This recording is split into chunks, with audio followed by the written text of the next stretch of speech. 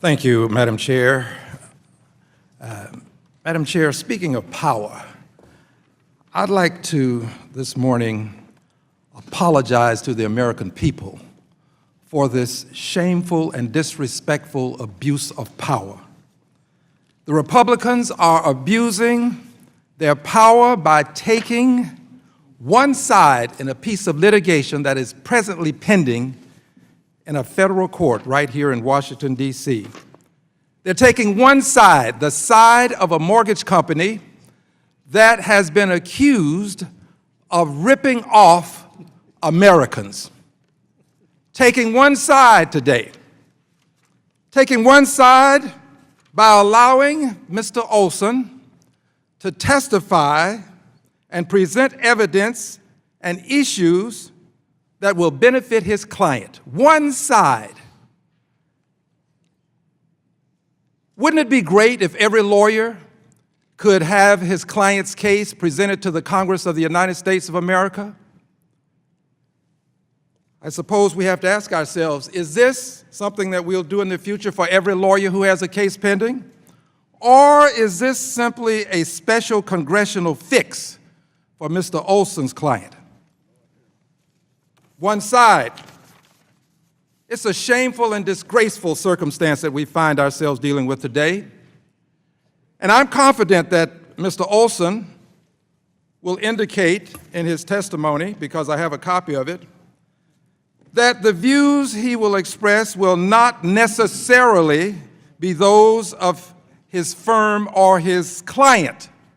Note the operative word, not necessarily, meaning maybe, maybe not the views of his client. However, over on page 10 of his testimony, Mr. Olson cites his client's case and gives commentary about his client's case. One side, the side of a mortgage company, accused of ripping off the American people.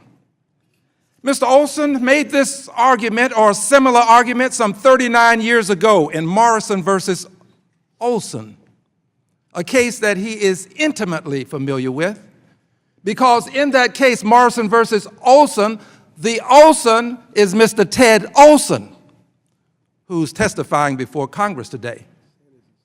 In that case, Morrison versus Olson, a special prosecutor was appointed to investigate Mr. Olson for lying to Congress 39 years ago.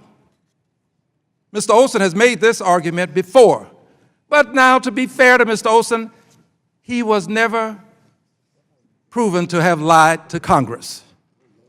But 39 years ago, he made similar arguments and lost the case before the United States Supreme Court 7-1. Mr. Olson cites this case, which is why I bring it to your attention, Morrison versus Olson. Check page 10 of his testimony for those who desire to, and you'll see where he brings the present case that is pending, the PHH case, before the Congress. The Morrison case he cites multiple times. The first, I believe, is on page 3. Page 3. That would be in footnote number 2. This is a disgrace.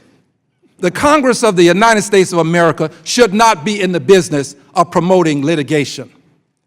It's disrespectful to the judiciary of the United States of America for the Congress to do this.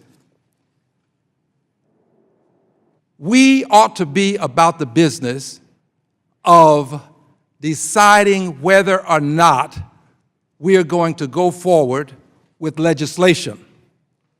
It is pretty obvious that Mr. Olson's clients will benefit, or client, in this case, the PHH client, the mortgage company, will benefit from this testimony today. Because you're going to find one side, my Republican colleagues, in support of that case. They won't say it, they'll just support the arguments that are being made and the arguments that will be put forth, similar to the arguments that were brought before the court 39 years ago by Mr. Olson. I thank you for the time, and I yield back.